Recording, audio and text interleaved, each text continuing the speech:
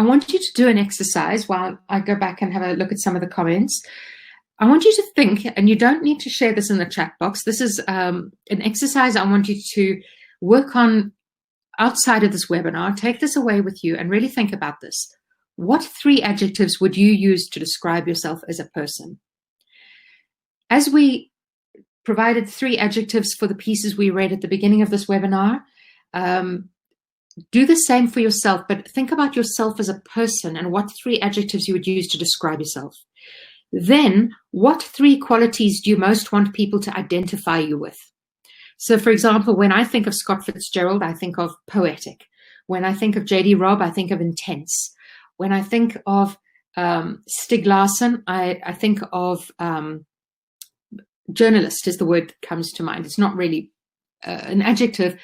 And of course, when I think of Janet Ivanovic, I think of humor, lightheartedness. So what 3 qualities do you most want people to identify you with? Once you've answered those 2 questions, you'll start to get a feeling of for maybe where you need to be, what your voice will be once you let it have free rein. And the last question I want you to ask yourself is, why do you want to write this story?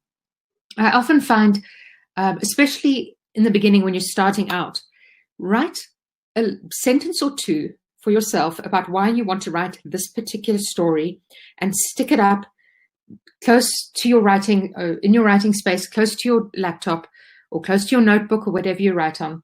And I want you to keep that handy so that every time, if you start to feel yourself wavering, remind yourself why you're writing this.